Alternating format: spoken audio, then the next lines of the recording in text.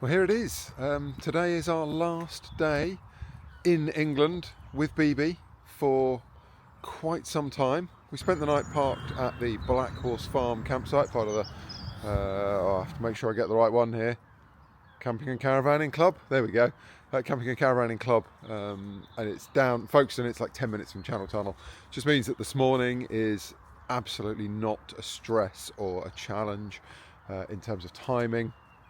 Our channel is it's like the midday crossing, so we didn't have to have a really early start, get Isla up, all of that. We could just start fairly leisurely, make sure that we top up our water, empty our grey, empty the toilet, everything, so we're clean and green and ready to go, and find somewhere in France for the night. It's a bit odd. We've done a few trips, but this is the first time we're going away for a very extended period of time. We've done a few months here and there, not this summer, or not last summer, but summer before. We did sort of 2.5, 3 months up around the Nordics, but now we're actually going for, well, probably about a year. So Otis is just having his last walk on English soil, having a bit of a run around the campsite. Break! Actually, very nicely has an off-lead dog area, which is a brilliant thing. All campsites, not that we're in campsites very often, but all campsites should do that. It just makes it so much easier for people with dogs, and so much better for the dogs. You know, some dogs need a bit of exercise. They've got to get some energy out of them. And if you're confined to a lead in a campsite, then it makes it an awful lot harder. Anyway, so he's getting his last run on English soil. We don't imagine him being back in England for a year. He is true to form, pooing on the highest point he can find. This morning he chose the diggings up of, I don't know, a rabbit or a mole or something, nice and high. He's got some kind of neurotic disposition, that dog. But yeah, there we go. Off to fill up the water now, and we'll be making our way to the Channel Tunnel.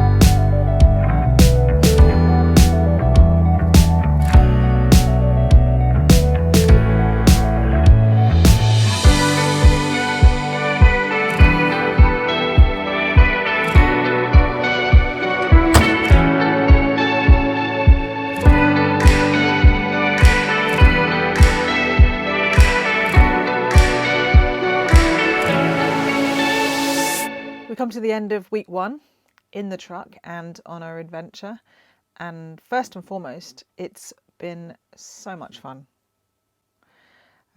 It's also been a little bit surreal in that we are actually doing what we planned to do for the last couple of years. But it's not all sunshine and rainbows and sundowners in spectacular locations. Social media does tend to give a kind of glossy perfection of what life is, and that's not the case often. Over the last 2 years, I've been asked by many women, whether that be at shows or along the way, or friends of mine who probably thought I'm nuts and still do slightly, surely this is a pipe dream. As a woman, as a wife, as a mother, as a professional, what made you or helped you make this leap into this life? And I think one of the key things was, for me, meeting women who were doing this and living this life that we've all chosen to live. So big up to all the women that kind of trailblazed before me, and thank you for showing that this is actually possible and that we can do this as an overlanding family. And what I hope that these videos will do is give you some insight into that and what this life is like as all of those things and many, many others, and how, you know, we can give advice on what we do and this life and you know, insight into that. By no means are we, you know, the experts. We are literally making this up as we go along. At the end of this week, the two overriding things for me are firstly, packing up the truck, getting everything ready in the lead up to it, sorting out everything that had to go back into the truck, making sure that, you know, we had everything that we needed and definitely, you know, didn't have what we didn't need. After spreading our lives out across, you know, between a house and a truck for the last couple of months, it was a real challenge, you know, getting that together and ready to roll. And secondly, from an emotional perspective, saying goodbye to family and friends, knowing that, you know, I wasn't going to see family in person for a while, and having to say those goodbyes was really emotional. Saying goodbye, I think I really underestimated that and the effect and the impact that it was going to have on me.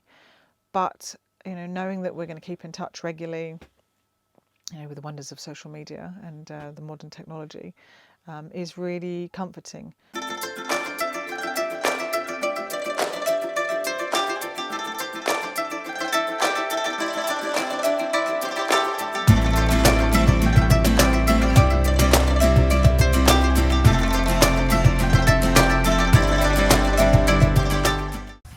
Well, our next stop is that we've arrived just outside La Rochelle, so somewhere over this shoulder, you can't quite see it, is Pont de l'Oreille, which takes you over to Ile de l'Oreille.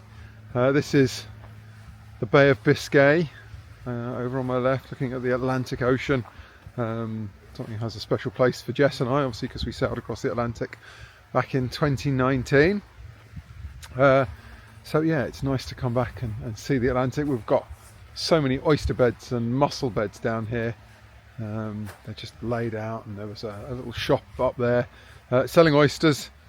We've had a good few days, actually. We have, where have we been? Well, we stopped at a very nice overnight stop. We'd actually did 2 nights there, and it's, what was it? Well, it's like a France Passion. I think it used to be a France Passion, but now it's just on Park for Night. It's kind of an organic produce farm, and they let you park there for free, actually, and there's free electric and free water. All I ask is that you visit their shop. You see Ida and Jess. You visit their shop and you buy some of their organic produce, or indeed wine. We bought a very nice bottle of cheap white wine yesterday, which we made into a risotto. Not all of it, not the whole bottle, that would be a little excessive. But that was lovely, and a huge haul of fresh organic fruit and vegetables for next to no money at all. It's phenomenal. And it was all delicious, so I think we're going to have some more of that tonight, actually. But now, as I say, we've got down to La Rochelle.